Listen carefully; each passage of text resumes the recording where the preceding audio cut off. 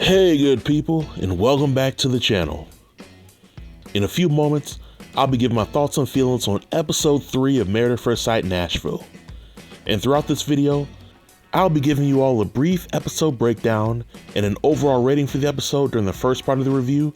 Then I'll be sharing my thoughts on each couple for the episode, as well as my predictions on whether the couples will consummate their marriage before the honeymoon. But before we get into the review, if you're new to the channel and you want to support my platform, then feel free to hit that subscribe button.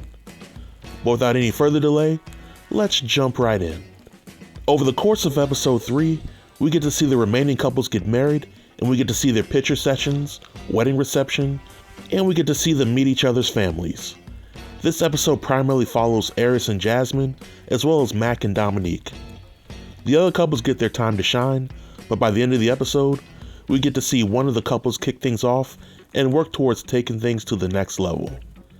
But on a scale of 1 to 10, I will give this episode a solid 4. Just as I felt with the previous episodes, there was a ton of filler for this episode, and it could have been 30 minutes shorter without it impacting the viewing experience. So let's move on to the couples for this episode. First, let's talk about Jasmine and Airris.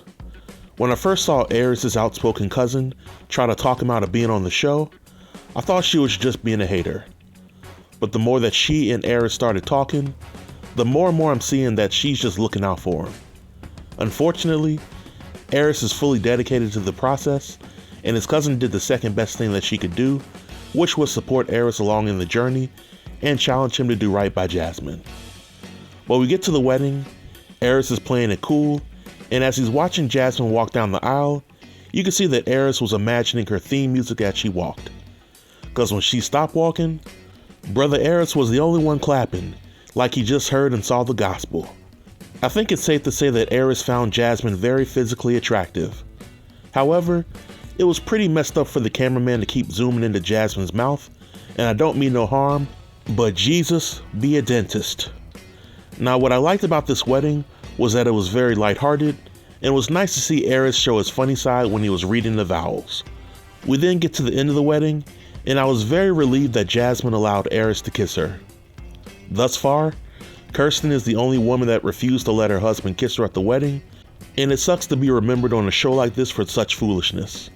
But there were two primary observations that I made. The first one was that Jasmine and Airris are very attracted to one another. So much so, that even though Jasmine vowed to wait until her honeymoon to give up the goods to Airris, I wouldn't be surprised if they consummated their marriage on the wedding night. But the second observation was that Jasmine and Airris have a lot of differences that they're going to have to work through. I think Airris likes dogs, but Jasmine admitted to having 9 puppies in addition to her 4 dogs. Combine that with the 3 jobs that she has to work, and one has to wonder if she has time for the marriage. I'm sorry, but the longer the season goes on, the less hope I have for this couple. But we shall see. Next up is Domynique and Mack. Prior to the wedding, we learn that Domynique is a country girl and she wants her husband to be a hunter that doesn't mind eating the backwoods exotic cuisine. I don't really get hunter vibes from Mack or vibes that he's willing to eat squirrel or possum.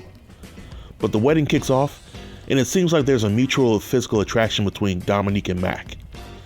I initially questioned whether Mack would be fully attracted to Domynique, but thus far, they look pretty good together. Now, because this is the first interracial marriage of this kind on the show, the topic of race comes up when Domynique and Mack meet each other's families. Mack assures Domynique's mother that his family is not racist, and unfortunately, I don't think Mack's word is enough for Domynique's mother to trust at this time.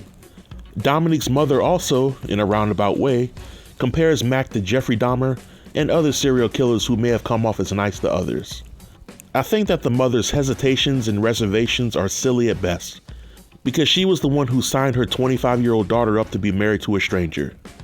She should have thought about the craziness of the show's process before tossing her own daughter in head first.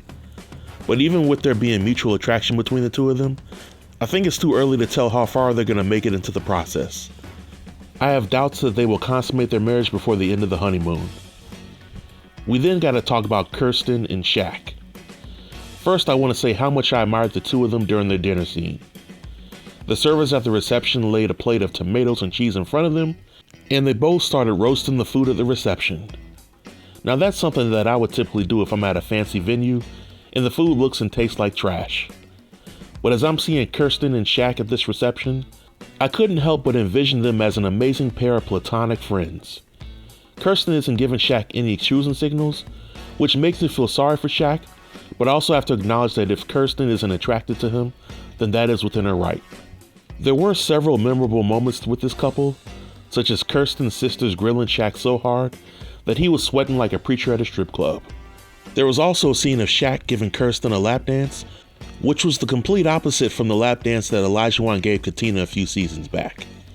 But my biggest takeaway from Kirsten in this episode is that she's simply looking to establish some level of power and bargaining chips in her marriage. I say that because Kirsten is dead set on Shaq asking permission to kiss her and do other things beyond that. In my opinion, no self-respecting man is going to formally ask permission to kiss his wife or girlfriend. Either the vibe is there or it's not. I think Shaq realizes this, and he realizes that Kirsten isn't attracted to him. And as a result, he's putting the ball in her court, and he's waiting for her to formally give him the green light. But the problem at hand is that I don't see Kirsten budging for Shaq, and I don't see her telling Shaq what she needs in order for him to get past first base. Combine that with Shaq feeling that he was anointed by God to join the show to find his wife, this marriage will be a bona fide train wreck. In my opinion, this marriage will be the toughest to watch for this season, and Shaq will be lucky if Kirsten even allows him to sleep in the same bed after the wedding. Next, there's Nicole and Chris. First, I want to say that if I had a nickel for every time Chris said he was a good guy throughout the season, I would be as rich as Steve from Married at First Sight Boston. There's really not a lot to discuss for them on this episode. We see early on that they're both very talkative. We see that Nicole's father is overprotective, and he doesn't approve of Chris or the show's process just yet. And we also see Nicole talking to her friends and letting them know that Chris may be a little too nice, which in my opinion sounds like one of those manufactured problems that some women make up just to inject a little drama, dysfunction, and sleepless nights into their relationship. Hopefully Nicole is not the type to self-sabotage a good thing. But after the reception is over and they retire to the room, brother Chris throws the good guy act out the window when he realizes that Nicole was thicker than Cold Rotel dip. And he realizes that he hasn't clapped any cheeks in about a year. Chris and Nicole then start to kiss, and before you know it, we're getting kicked out of the room. Here's two bets that I'm willing to make for this episode. 1, Nicole and Chris definitely consummated their marriage on that night. And 2, they will lie about consummating their marriage to the rest of the group, but later admit to the truth. We shall see. And lastly, there's Gina and Clint. We're at the reception, and they seem to be getting along. All seems to be going well. That is until Gina starts going on and on and on about her job to Clint. I know that getting to know your spouse is important on the show, but I don't blame Clint for getting bored while Gina was discussing shop on the first day they met. Another noteworthy scene to talk about was when Clint met Gina's people, and they, in a roundabout way, asked Clint about his intentions for clapping Gina's cheeks on the wedding night. Clint, in a roundabout way, gives them an answer that they needed to hear, but it's abundantly clear that Clint will smash Gina if she was down for it. My predictions is that Gina will hold off on consummating the marriage, and Clint will show his ugly side during the honeymoon, which will mess up any chance that he has a crack in Gina's buns. From there, their marriage will start to deteriorate and all hope will be lost. But we shall see. And this marks the end of the video. If you have any questions or comments related to this episode or the review, feel free to leave them below in the comment section, and I'll be sure to reply to everybody. Until next time, stay tuned and stay safe. Peace.